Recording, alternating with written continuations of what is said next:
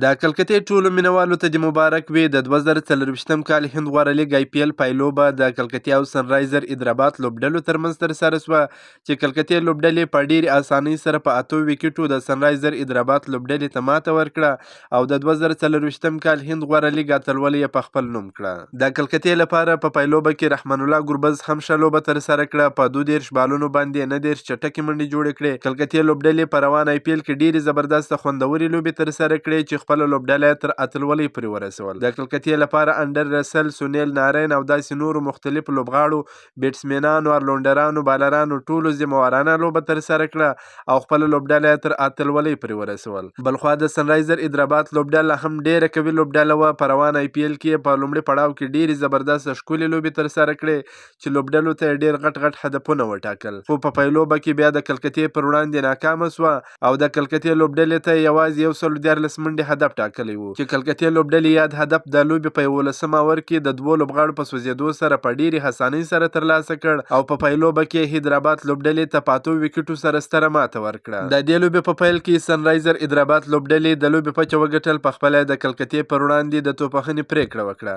حیدرآباد لوبډلې د لوبې په 13.3 اورونو کې د ټولو لوبغاړو په سوځېدو سره یوازې 114 منډې جوړې کړې.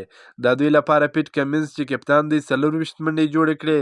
ایډن مارکرم 20 منډې جوړې کړې. دا هغه لوبغاړی دی چې په روان IPL کې د سنرایزر حیدرآباد لوبډلې لپاره ډیر ښه ځلېدلی وه، خو په پایلوبه کې بیا هیڅ ښه لوبه نه کړه ترسره.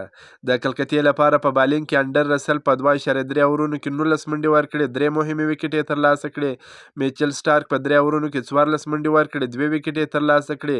ارشیت رانا په 4 اورونو کې 24 منډې ورکړې، 2 ویکټې یې ترلاسه کړې. کلکتې لوبډلې د یاد هدف په تعقیب کې توپخنه پیل کړل. د لوبې په 10.3 اورونو کې د 2 لوبغاړو په سوځېدو سره یاد هدف ترلاسه کړ او په پایلوبه کې حیدرآباد لوبډلې ته په 8 ویکټو سره ستره ماته ورکړه. د کلکتې لپاره وینکټیش ایر په 26 بالونو باندې 52 چټکې منډې جوړې کړې.